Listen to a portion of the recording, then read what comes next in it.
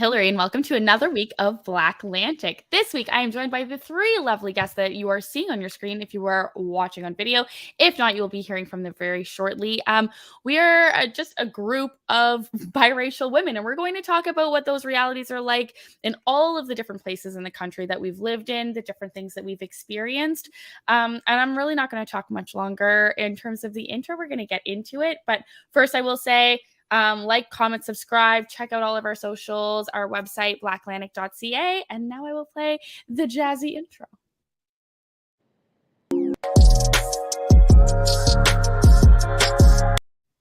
It feels weird dancing by myself when that plays. I always do because no one can really see it. But hey, everyone. Hiya. Thank you all so much for being here. So I will do quick little intros. We've got Alicia, Sandra, and Marla. Alicia and Sandra have been on before. I guess I'll give you all a quick minute to say, we'll go around and say who you are and what you do and maybe where you're from, just to give our listeners some context. And because I know Alicia the best, I'm going to bully you first. Alicia, you go first. Thanks. I'm Alicia. Excuse me. Wrote here. Originally from New Brunswick, been living out in Alberta here for almost 18 years. Focusing on my writing right now. And yeah, that's me. Yeah, some people would know Alicia from being on the podcast before, similar to Sandra, but Alicia and I have also done some sober journey exploration together, which we plan on bringing back sooner rather than later. So that's why I get to pick on Alicia, because we're always bitching to each other about life. Sandra, how about you go next? Hi, I'm Sandra. I started Twice as Good newsletter back in May last year. It's gone through a lot of evolution since then, and now it is very focused on what I've been calling mindful Black journalism. So focusing on kind of a framework that people who consume news media and also people who create news media can kind of use this framework that I'm currently developing to make journalism a healthier experience for everybody involved. I grew up between Canada and the United States. So that's me. Yeah, also been on the show before. And I feel like not that long ago, like, we tend to reference Twice as Good fairly often. If you're not always listening, just so you know, we talk about you and we talk about the things that come up there, and we try to reference it when we share our articles, because it is good journalism and we like sharing what you do. Oh, thank you. And Marla, you're the new one to the show. Wow. Thank you for having me. I'm really happy to be here, and this is a great topic to start with that I really enjoy. So yes, my name is Marla. I am in Toronto, based in Toronto, but I was born in Edmonton, and we lived all across Canada, from Surrey, BC to as far east as basically here, like Niagara area. I am a freelance photographer, an artist, and I specialize in branding and headshots for small business and entrepreneurs. And a lot of my clients are Black women, because Black women are really doing it for themselves since the pandemic. So yeah, that's predominantly who I work with. Yeah, amazing. We met, I think, probably 4 or 5 years ago at some art-related thing, and just stayed connected since then. And part of the reason why I wanted to have this conversation, not only with Alicia and Sandra, but with you as well, was because not that long ago, I was helping decorate a store, and a Black woman told me that I was not Black. And I posted about it on my story and in a rant. And I believe, Alicia, you commented on it as well, sort of like, what is happening right now. And Marla and I got on the phone and had a wonderful conversation about our Blackness continuously being questioned by being mixed race. And I loved that conversation. And at the time, I'd always been throwing around the idea of doing this. And I do want to start by saying that, like, the point of doing this in this way for me is that I could never hold a panel about the dark-skinned female experience and feel comfortable not talking about our experience first, because you're not going to understand my perspective. And I think the crux of what we're going to get into is that for someone white listening who might not know, those aren't the same lived experiences. My dark-skinned aunties who immigrated here do not know what it's like to grow up in Moncton with a white mom. It's just not the same. And I don't want to have a conversation around that without honoring my lived truth, because I don't want to make assumptions and I don't want people to assume what I know.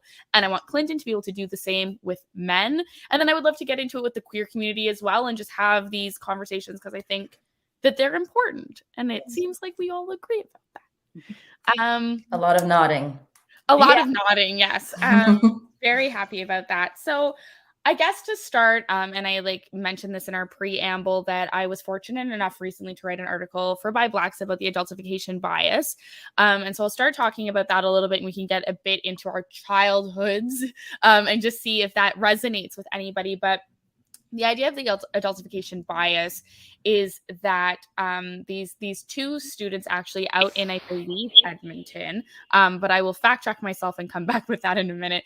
But they were in university, and they basically won a contest that was around the research that proved that white teachers, white people in power often saw Black kids, predominantly little girls, as less innocent as their white peers, or also just put them in roles of responsibility and treated them like adults much sooner.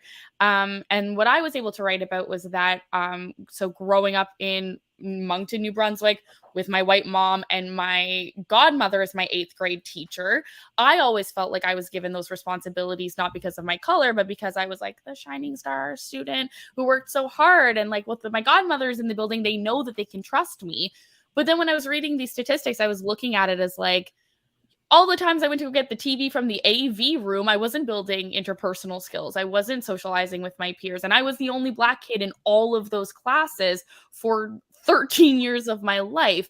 And so it made me really start to question in what role like all of that sort of played in later. Looking at, I compared it to the documentary by Taibu Community Health Center out here in Toronto, Working While Black, which talks about Black as like a symptom in the sense that you'll work 150% and get paid the same as a white person who is only working at like a mediocre level, and you're getting paid the same amount because you have to worry about your safety net, being told that you're being aggressive. If we're women, being told that we're being bitches at our job, et cetera, et cetera. And I feel like one conditions to the other. And so since I'm referencing some of Ontario and some of Marla, I'll start with you. Did you ever experience in all the various places that you've lived in anything that resonates around adultification bias? And do you see any connections to like your grown-up life now? Interesting you should say that. I never saw it. Now that I'm older, now that this is a topic that we're talking about, I can see it. I can definitely see it. I never noticed it until this conversation. However, I did see it in my family dynamic. My mother, partly I think that because I'm the oldest, my mother put a lot of responsibility on me and a lot of weird kind of co-parenting on me unintentionally and maybe unconscious to her. So it was like an unconscious bias on her part. But as far as the greater world, like school or any sort of like team sports or anything like that, I never noticed it, but I can see it now for sure. And I was a pretty shy kid. I'm still kind of a shy adult sometimes. But I never really was asked to do things, but when I was asked, there was this assumption that I had natural leadership skills, even though I was the quiet kid that didn't really talk very much. So piecing it together now with an adult mind, I'm like, oh yes, I can absolutely see how this played out. This is factual. So I'm not surprised by this study and by the results of this study. Yeah, I was talking when I had to like present the article on the radio to Maggie John. She was talking about like how looking back, it doesn't make sense how a lot of us seem to be hanging out with our teachers in a non like relationship way. And I always thought about it as the fact that like looking back now, I think that these teachers probably just knew that I was living in a traumatic household.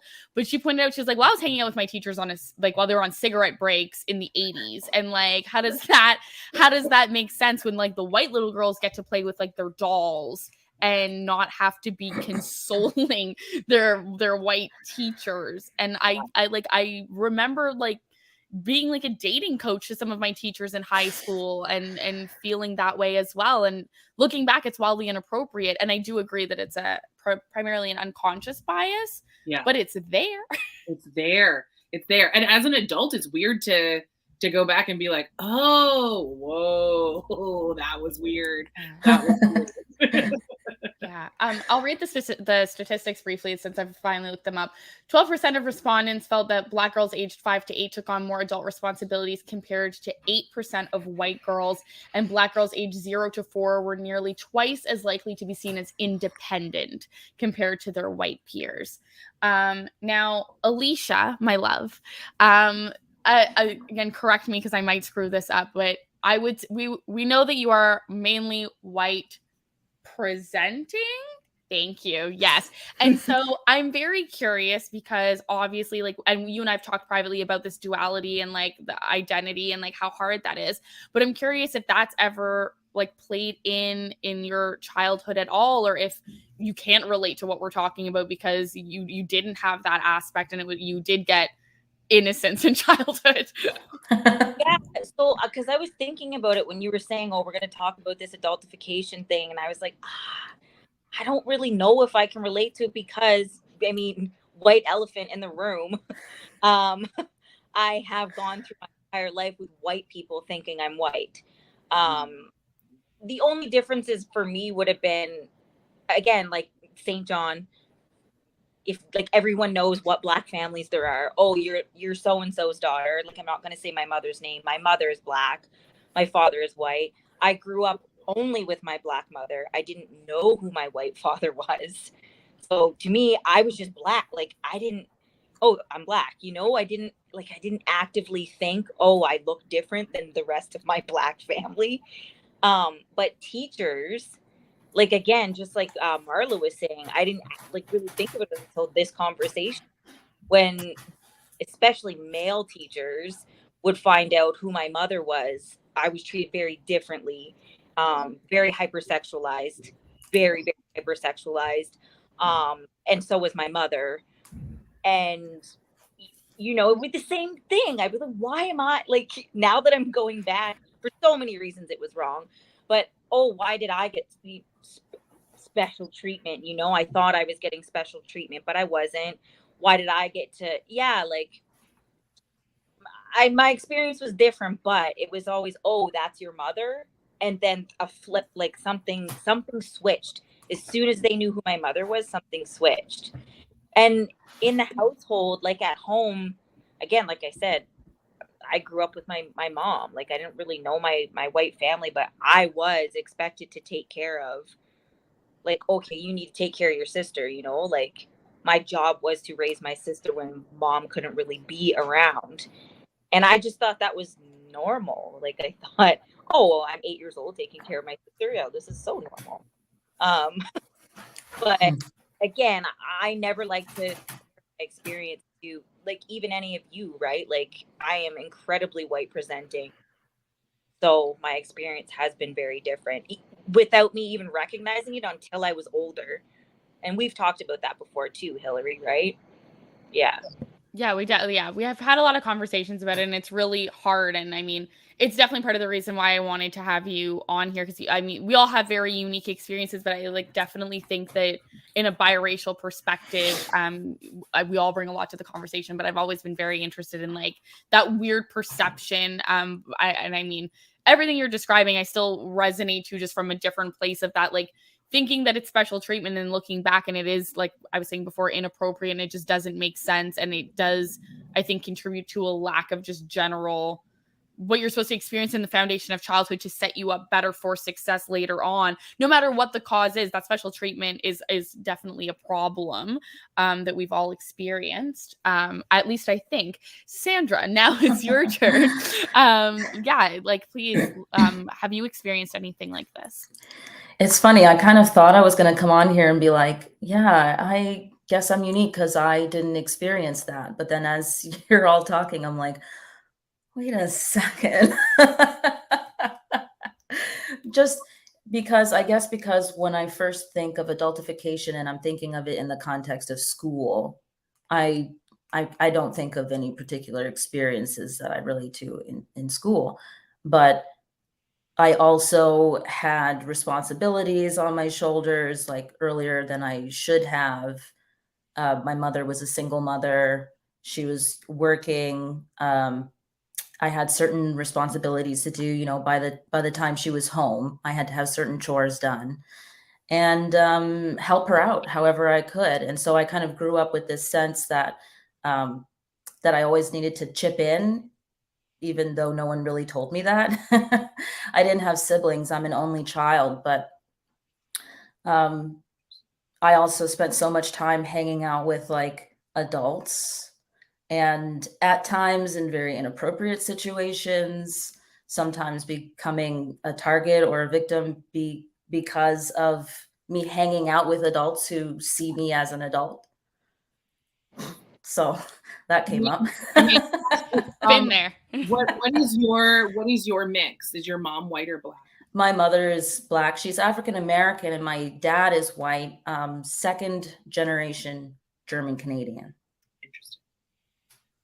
Interesting. What I think you brought up and that I find really interesting is like, and I mean, like I went with the school angle because I think that that's the primary place where for this article specifically, we're going to get a broad spectrum of white people in charge of a variety of students to be able to collate these type of statistics.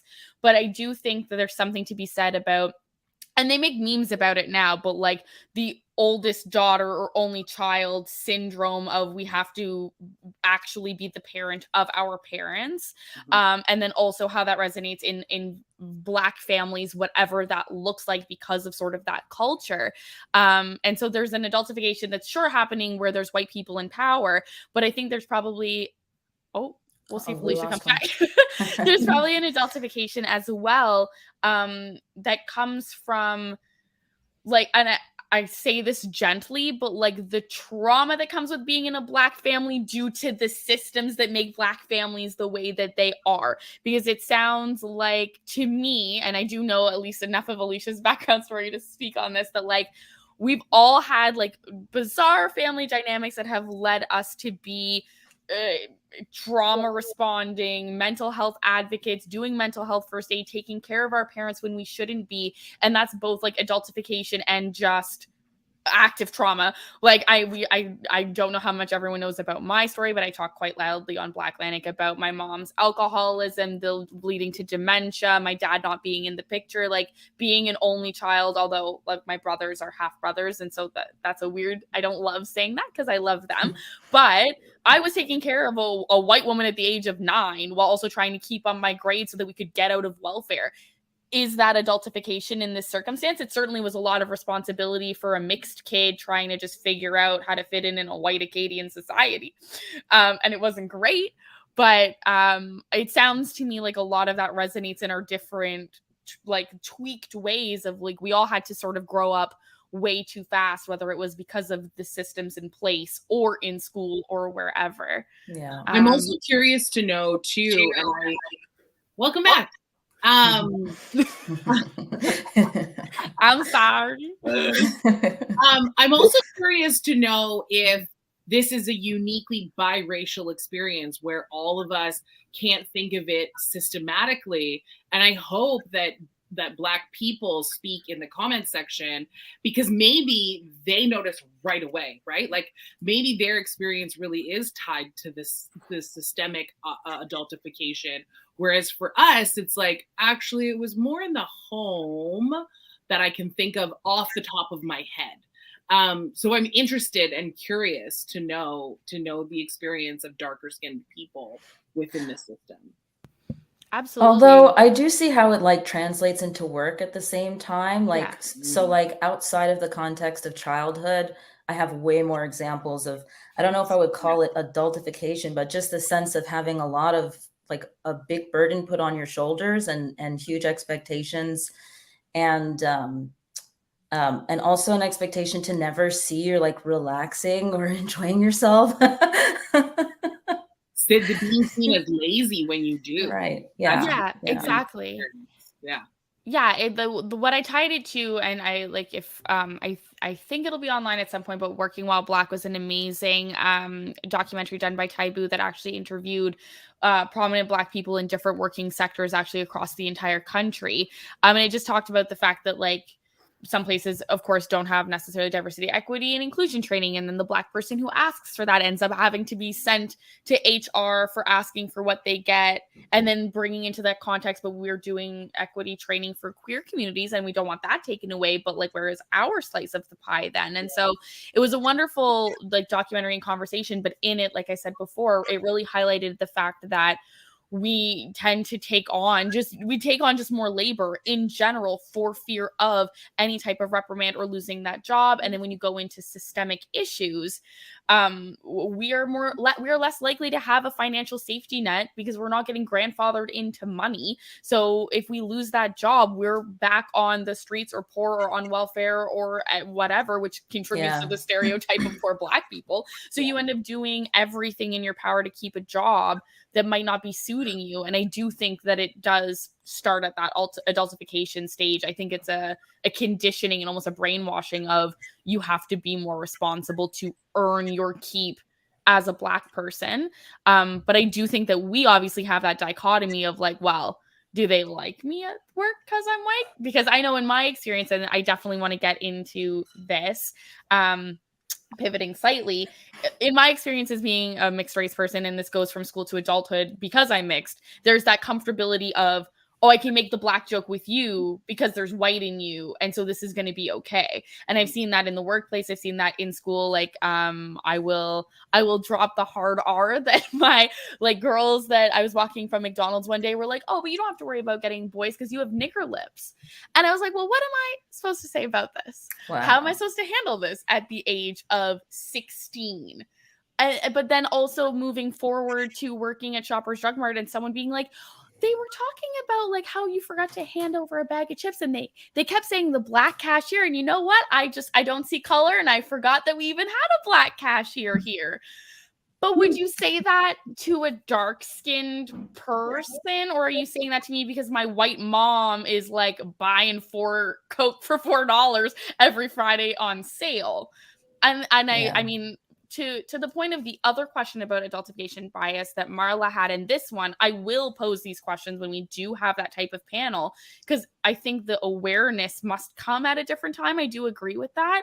But circling back to a bit of our upbringings and those experiences that sort of made you question, does my half whiteness make people more comfortable with my Blackness? I know, Marla, I think we've had some of that conversation before, and I'd love if you could speak to that experience in the different places that you've lived in. Do you think people are more comfortable with you because you're part white, but then also you're still Black? Well, it's interesting. So I was predominantly raised in small towns. So although it was across Canada and in many places, it was always small, predominantly white spaces. And so a conversation that I have pretty consistently with my siblings is that it's interesting how we can navigate white spaces so comfortably because our mother is white. And our fathers weren't around. So I highlight that to them a lot. It wasn't until I moved to Toronto that I was having to explain my background based on my appearance. So every cab that I got in, every bouncer at a bar, every time there was like a question of race came up, I was always asked, what are you? And depending on what my hair was, it really was definitive of what the assumption was. So, and I've rocked everything from weave to my natural afro to braids. But when I have braids, I get asked a lot less. When I rock weave, I get asked a lot more because people can't pinpoint what I am. Therefore, they don't know where to place my value. That's just the truth, right? And so I've only realized it in the city, and coming to Toronto, I am asked constantly, like, where are your parents from? Where are your parents from? And I'm very acutely aware of that question. Whereas in small, predominantly white spaces, it was very clear that I was Black. It was very clear that I was not white. And it was more surprising when they found out that my mother was white. And I see the shift happen. So you had mentioned that in school, that when they found out your mom was Black, the experience was different. Mine was the same. It was just the opposite. So like all of a sudden the conversation was very different. Parent teacher interviews were very different. And subsequently me coming back to class after that was very different because they saw me differently. And I was acutely aware of that from a young age, which is weird, which is so weird. Can I just, unless you're going to say something, Hillary or Sandra, like I felt that when you said that you didn't really have to think about it until really you moved to Toronto. Like Hillary and I have had this conversation so many times. Again, like I was just Black. I don't know. Like I never had to, nobody asked me, but what are you? Well, you know who I am. But when I moved to Alberta, this is when I started questioning everything because everybody was questioning me. Like I had to show my Black card or something. Like, yeah, but where are you from? Well, I'm from Canada. Yeah, but where are your parents from? From Canada. But where are your grandparents from? From Canada. Like how many times do I have to explain this to you? I'm Canadian, you know, but everyone wants you to prove that to them. And it's interesting. I think maybe for you and I, it's a little bit switched, right? Whereas you're having to prove your Black card and I'm having to make people understand the white side. And one thing that I got very angry about, and this is when I stopped answering this question, was that I would always say, so my mother is Jewish and Irish and my father is Jamaican. And I would always purposely list Irish and Jewish first and then Jamaican just to see the response. And the response often would be, oh, you're Jamaican. And in my mind, I'm like, I've never set foot on that island. My father has not been anywhere in the picture. My humor, my moral compass, everything that you know about me in this small interaction that's making you laugh or feel comfortable comes from my white mother, and she gets zero credit in this. And I was so angry for a long time, my first few years in Toronto because of that. And I was just like, this is, and it's also, it speaks so much to like women's negating, right, of parenting and how much they influence the children and like how much they really raise a child. And I was very frustrated both on a feminist level and on a racism level. And so I refrain from answering. I actually point blank tell people, I'm like, oh, I'm not gonna answer that. Yeah. As like kind of this fight back. Good for you. I'm not doing this. You don't get to place my value on what you think it is based on where my parents are from. We need to know each other then maybe, but otherwise. I mean, now I've put it on this podcast. So. It's 30 minutes in, so we'll see who listens that long. I hope plenty of people learn. I have so many comments with Sandra. I want you to go first before I rattle off all of my thoughts. I mean, it's so funny. Like, I kind of hate how predictable this is because as the one who is, I guess, kind of racially ambiguous, like really no one can even make an assumption, I think. They definitely seem confused most of the time when I meet new people. And my experience has been in certain places, I'm white, in certain contexts, and then in other places and contexts, I'm Black. Even within my own family, it could be like, oh, this person sees me as white. The other sees me as Black. So when I was in the United States in Maryland, I was in kind of rural Maryland. I was seen as white. Even my mother was seen as white, and she has dark skin. And but she likes cottage cheese and tennis, so that's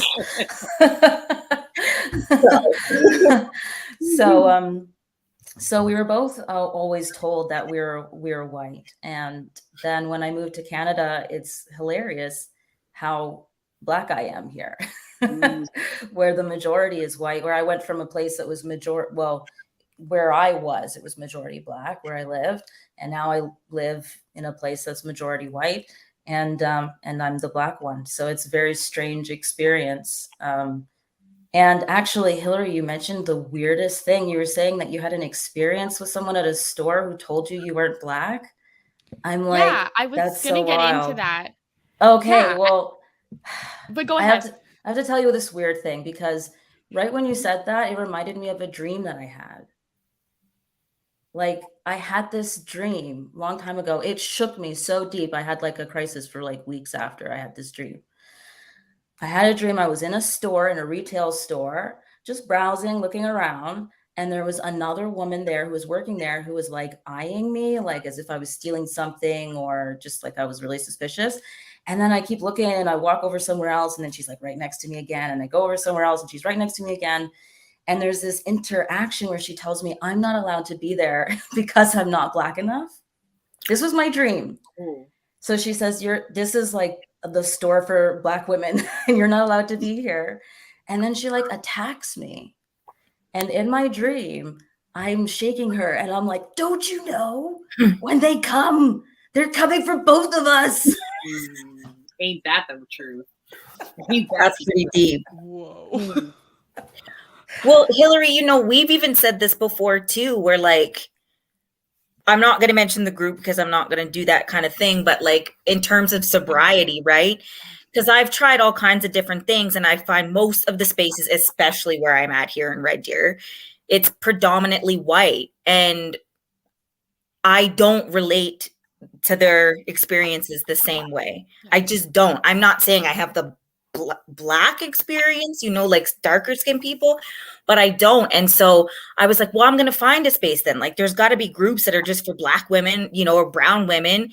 And I found this group and I loved everything they stood for. And I went to register for the course and I panicked. Like Hillary and I had to go back and forth. Like I went in a spiral because I was like, do I even belong there? Like, am I going to pop in and they're going to be like, what is this white girl doing in here? Like, what in the Rachel? You know, like, I always feel like that. And I was like, why am I feeling this way? Like, should I just stay in the white space then? But then I'm uncomfortable in the white space. But then and it doesn't speak to your experience. It doesn't. And it's like, it's just so messed up that this, like Sandra said, you know, like this has to be, these are actual fears and like uncomfortableness that we feel in these types of spaces. And yeah, it's just wild. Yeah.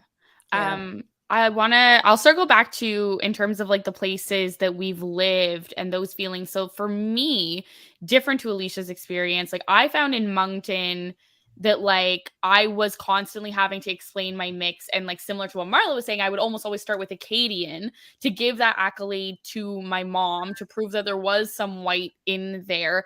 And for some reason in my mind, it felt to me, and I would like to redact this thought from my youth, but knowing about the deportation of Acadians and not really knowing up until 3 years ago that there were Black slaves in New Brunswick, I was like, well, Acadians had it worse, because in my mind, the Indigenous people have it worse overall. Yes. And then it went Acadian and Black. And so I was like, well, I'll say I'm Acadian first, and then I'll explain, and to Marla's point as well, Senegal ain't ever been. Dad wasn't paying child support. Why am I giving him any credit over the person that I am? I am a duplicate of my mother with a tan that doesn't come off. That is how I feel. So that's what I would always say. But I had a Shoppers customer once ask me where I was from 3 times over until I had to get to like the blood DNA essentially, and then go, oh, I shipped my wife over here. She's Black. You shipped her. Is she a packet? Was she a present? Was she on the boat as a slave? What do you mean, old white man in 2014? Like, what? Like, so in Moncton, I found it a lot more that I would have people ask to then validate their allyship, love of Black people, acceptance of who I am, to act me, when that was never what I'm just trying to ring in your dip. I don't need you to tell me that you're okay with my Black existence at this juncture, because I also don't care. And so for me, it was a lot of like having to prove who I was to people that I didn't want that proof from or validation from, but then also going back to, like I was saying, in school, also still having those feelings about, am I Black enough to hang out with these kids? Letting people say racist things to me, unconscious biases, microaggressions, just to fit in and be like, well, maybe they'll stop bullying me and maybe they'll like me. I find that once I moved to Toronto, the Black people wanted to know where I was from. And part of me wonders that, like, because Alicia grew up in St. John, where there is up to, more than 8 generations of Black people, and in Moncton, they are primarily immigrants and newer generations. I'm wondering if that's part of our difference in experience. Because here in Toronto, every Black person comes up to me and they're like, "You're Ethiopian?" And I'm like, "No, part Senegalese, part white." And they're like, "Oh, it's the nose." And I'm like, "What do you mean? What am I supposed to do with this knowledge?" I get Ethiopian like 3 times a month, and I'm not asking to be any of this. But then in Toronto, I get the nod. I get like validation from other Black people. I get seen by Black people. And in Moncton, that certainly was not happening. I've got braider options here. Like, not to turn this into the shitting on Moncton show, but like there are reasons I won't go back. And part of it is some of my questioning of from the Black community also just feels like trying to figure out, and I do want to get to this as well in terms of the proving yourself, is like, I know I've talked about it, I think, with almost everybody here, having to prove yourself in different spaces. And I remember, Marla, you had said on the phone, like the comfortability of being able to be in white spaces, to the point, I feel like you said something about like arguing with like a banker or somebody and sort of wondering like, where is this white person inside of me that's okay with speaking this way, because of my Blackness would never. And I've noticed that like New York Fashion Week, there's this beautiful Black woman named Lauren. She's from Washington, D.C. Big, beautiful woman. She wears neon green. Yeah. I will start to have a Black scent around her that is not, I literally said to my white friends, I was like, I don't know who that version of Hillary is. And that might also be a problem, because why do I become Blacker around Black people as if it's a stereotype? But then, of course, in my white spaces, I'm willing to be like, I'm sorry, you like cooked this wrong, and I'm going to need the whole other change. But I also think that now this is where I'm going to stand and say, like, this is what makes being biracial the unique experience. Yes. And that now at my big age, I am like, no, I get to do both. Like, forget all of you. I've decided I'm doing both. So you can call me out on it all you want, but my lived experience has made it so that I am now allowed, and I'm allowing myself to, yes, sometimes talk like a homegirl. Sometimes I might be like, homie, what you doing? What are you doing? You know, and I get to do that now. And I think that, you know, any biracial kids that are coming up now, I want them to know that their experience is unique. Straddling that line, it instantly makes us unique. And you shouldn't feel like you have to choose. You get to be both. And I think that that's really, really, really important, that we continue to highlight that they get to be both. Yeah. And that racism is a construct that was made up. So you can do whatever you want, really. Just be a good person. Don't be shitty. Absolutely. Yeah, I want to actually add to that, because this is something that I feel like always gets lost, especially in professional situations, like in work environments, that, you know, diversity is great, right? And within Black populations, there is great diversity as well. Blackness is a diverse thing, right? So. For anyone only listening, we all just pulled out the snaps. Yes. No, but even to that point, today I did an interview for CBC, and I never even thought about it twice, because it was a business that was on the Black Lives Matter New Brunswick website, and she was like, "Thank you so much, because I'm Cuban, and there are Black people who are Cuban, and I'm so tired of having to check a box between Latino or Black."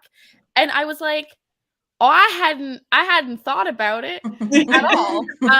And so CBC can't really argue what Blackness is at this time, because they would get canceled so fast by yours truly. So I was like, no, girl, like, if you're a Black-owned business, you're a Black-owned business. Tell me about what you're opening up. And so exactly, like, I think we try to highlight that in this podcast as much as possible, that like, it's a range of colors and spectrums and experiences. And I do, like, I wanted to have this talk because we all have a shared similar experience, that it is just so unique that it should be talked about. But even within that, we have varying differences. And I do think that that's important. And circling back to that question, Alicia, I wanted to ask you, because the white elephant in the room, how do you feel about like having to have proven yourself in these different environments as well? Like, because you were referencing like that Black card. I'm just curious, because I know it's gone from like from your other episode of the podcast, from like experiences in like relationships, different groups of people, friend groups, and like in such diverse places that we need another episode to unpack. But like that proving yourself, how does that, I don't know, make you feel in this like very specific situation that you're in? Like for me, again, I think Marla was saying it, like I find myself having to prove to Black people, like they're the ones that want to know, right? They're always like, no. But to the other end of things, again, yes, white people are more accepting, but now they got a Black friend and I'm more palatable to them. And they will argue with me about shit that I know damn well you wouldn't argue with a dark-skinned person about. So you know you're wrong. Like, don't try and come for me because you're more comfortable, because you wouldn't say that to someone who's more dark-skinned. And that's been, I'm getting all angry thinking about it right now, but again, and then like in relationships, like I've had men that are like, oh, I've always wanted to date a Black girl, finally one that I can bring home. I'm sorry, what? And I even had one guy, I think I told you this, Hillary, where like he had made a joke because I opened my door and he was standing outside my door and I was like, what are you doing here? He was like, ha ha ha, I have another Black girl I'm dating in the building. Like to, sir, like I'm supposed to like all feel the way down. So it's again, like it's such like very, and then even at work, like such a heavy one to talk about, but in the peak, the height of the Black Lives Matter, right after George Floyd, there was these two white, one security guard and one guy who was, my God, please like pray for us all, going to be a police officer here. And he was talking about, he was angry because a Black man had driven away. He was smoking a joint in his car and nobody wanted to call the cops, because there are some people that actually know, like, maybe we don't need to call the cops in this situation. And they were pissed about it. And they're going on, they're like, we can't even, when we're going and doing our patrol, we can't arrest Black men or Black or brown men anymore because we know they're going to pull the race card. And I was like, I know I'm not hearing this. And then I look over at them, I'm like, continue this conversation. And they're like, I'm not going to do it. But they literally, from point A to point B, reenacted George Floyd's death to the last gasp that he took in front of a whole other, like everybody else there was white. Nobody else said a damn thing. I lost my shit. Like I tried to contain myself, but then I was like, why should I have to contain myself in this situation? So I lost my shit. And I immediately called like the supervisor at that time and was just like, I was in detail. I was just telling them everything that happened. It started at this time and it ended at this time. And I was, I came back, I hadn't heard anything from anybody. And then so I'm like, yo, you've like had me on this. See how we switch now. I'm like, yo, had me on shift with this fool for like 2 weeks. Why am I still on shift with this guy? Their response was, well, we understand, we can't really tell you what happened, but we understand that it might take some time for you to be comfortable working with him. And like from that day on, so I was seen as white by the white people before that. But from that day on, then I was considered the hysterical Black woman. Right. Isn't that funny how fast that switches? Yeah. And to that point, in the Manju Varma's report on systemic racism in New Brunswick, so she's the commissioner of systemic racism, for the people who might not be aware, I talk about it in depth on here a lot because it was a whole process from start to finish that was just flubbed, failed, a disaster with political hands in the mix. She actually quotes a police officer in it anecdotally saying that since the murder of George Floyd, police are the ones being attacked, which is funny because they killed 2 Indigenous people for no regard. And I've never heard of a Black person doing anything to New Brunswick. It's New Brunswick. Like it's the white people killing the New Brunswick police historically, not any person of color at all. So I don't know what they're bitching about.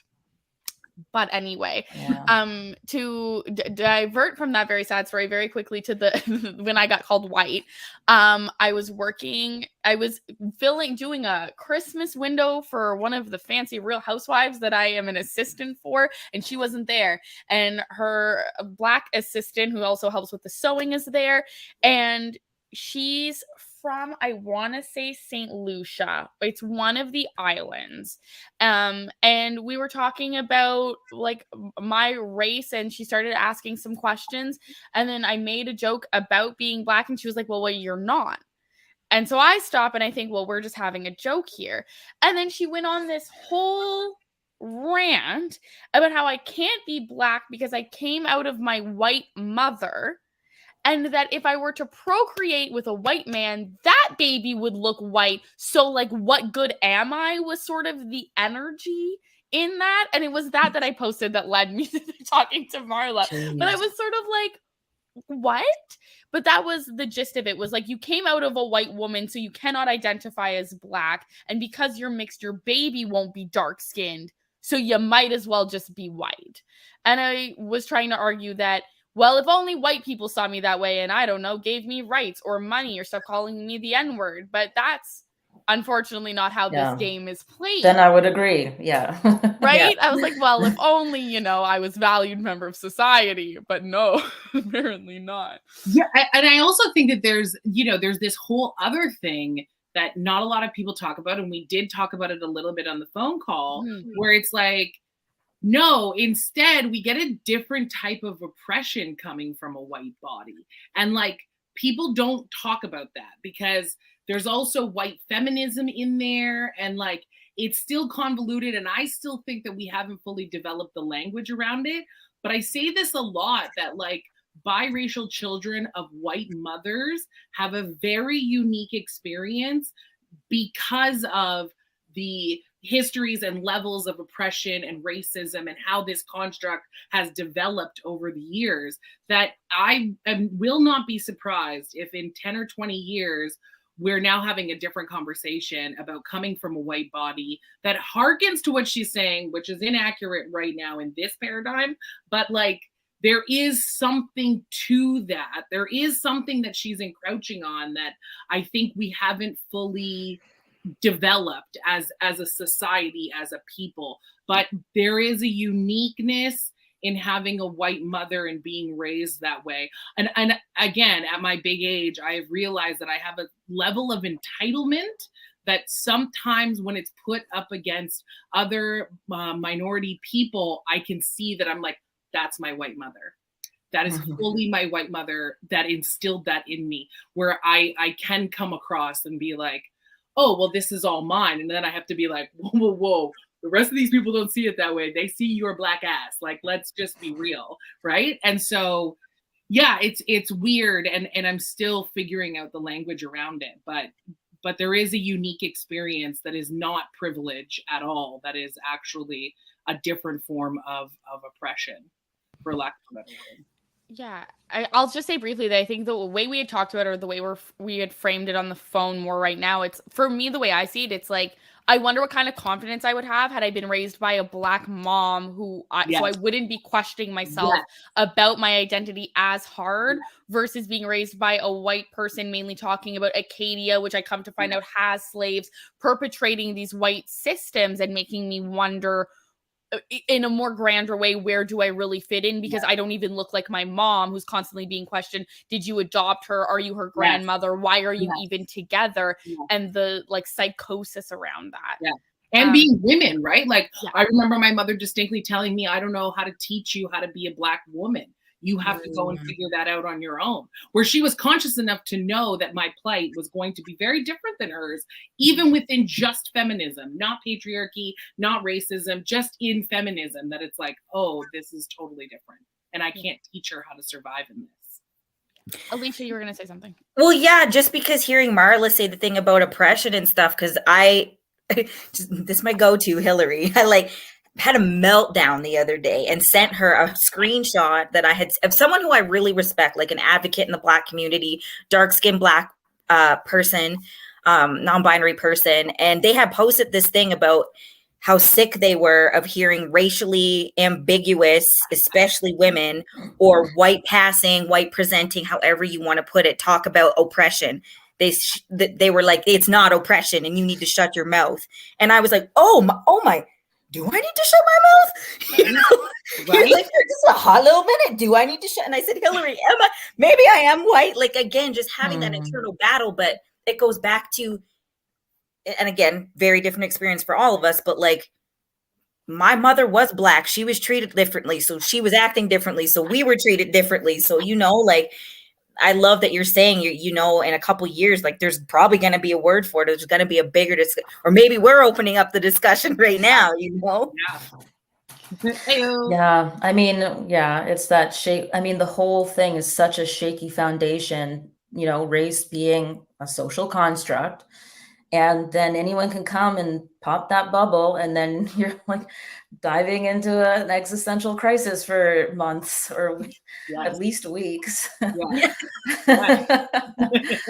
And it's like, ultimately you can't be anything but who you are.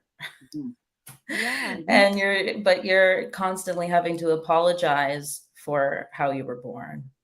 Or question your value, right? Like, it's like, I know who I am and what I am, and yet there are certain times when you have that bubble popped that you're like, do I have to reevaluate my value here? In the same way, Alicia, that you're like, is this made for me? Maybe I'm not supposed to be talking out, but it's like, no, actually, you 100% should be speaking. And for anyone to invalidate that is a part of that breaking down and deconstructing, and it's exhausting work. It's exhausting work. Also, like, I think we all have experienced this little flirt with the idea that we could be perfect at performing whiteness, because whiteness is a performance.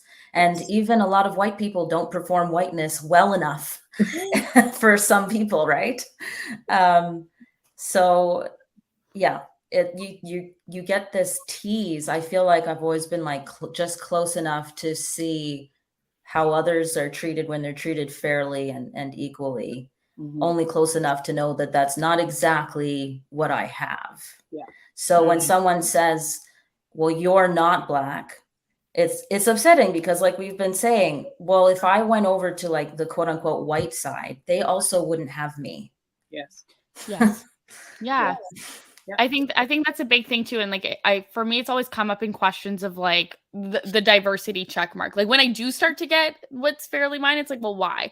And then you start to look around statistically. It's like, well, I'm very happy that I have the opportunities I do sharing these stories, but why aren't we speaking to other Black people on a specific like radio thing that exists? Because there are other Black people who have different experiences in New Brunswick, and it's not just me, but I am well spoken and know the white community and can speak to the listenership. And that's very difficult. When I look at modeling experiences, there's no other Black model there, but I'm not dark skinned, but I check the box. But I'm never going to be on the cover because I'm not white. So that's it. Yeah, and that's kind of heartbreaking too. Like, being used as a pawn is another thing, right? Like, I remember at one point there was a cafe that I worked at. I was a barista for a couple of years, and I worked at this cafe that apparently had promised the local community, the African Nova Scotian community in downtown Halifax, that they would hire local African Nova Scotians, which apparently they did not do. I wasn't aware of that, but when I got hired, wasn't that convenient? Yeah, quota filled.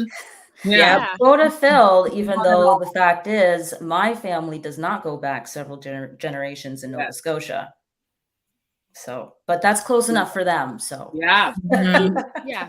close enough. So you're just being used a lot too, and there's that privilege as well that comes with that I think we have like a unique opportunity to use that. Like, I used to tell my mother, because my mother is dark skinned, and I was always having to say, they wouldn't treat you that way if you were lighter skinned, right? Like, hey, that was racism, right? And I'm like, look, act like you have some privilege. Act like you get some privilege. Act like you're the Karen. Sometimes it's like, you know what? I'm going to write an angry letter. Like the fact that you wrote to your bosses about something you saw going on that you didn't like. That's like use that inner white woman and use that power, because they're more than happy to take you and put you in the place, let you through the door, and then slam that door shut right after you so no one else can come through. I'll use that happy note to start to wrap up, but to always also add that, like, Clinton being biracial as well, we feel that if white people listen to our podcast and then evoke change, then we will continue to use that other half of our coin and be well-spoken and cute if it like actually makes people invest in Black communities, care about us, et cetera, et cetera, et cetera. And so embrace your inner white woman, embrace your inner Karen when you have to, but also I think the moral of the story was also say like, hey, homegirl, whenever you want to, because you're every woman and it's all in you, for at least the three of us specifically. Which I also said that to my dad this week, and he was really upset that I tried to call him Shaka Khan. But that's a different story. I also feel like we could do a total other one of this, because as we started to talk about like dating and partners, like I could have gone on about like fetishization and being, you know, not an angry Black woman, but just like a little spicy and exotic. And don't we just love being called exotic by white men with tiny little wieners? Clinton's gonna be so upset he handed the reins to me now. So we've got like very few minutes left, but if everyone wants to go around and just say like their socials or where someone can follow them and like engage further in this conversation if they'd like, or find out about our amazing work. Sandra, if you want to go first. You can find me on Instagram at twiceasgoodmedia, and also online at the number 2xg.ca. That's 2xg for 2 times good, twice as good. Yeah, sign up for the newsletter. Marla, where can they find you?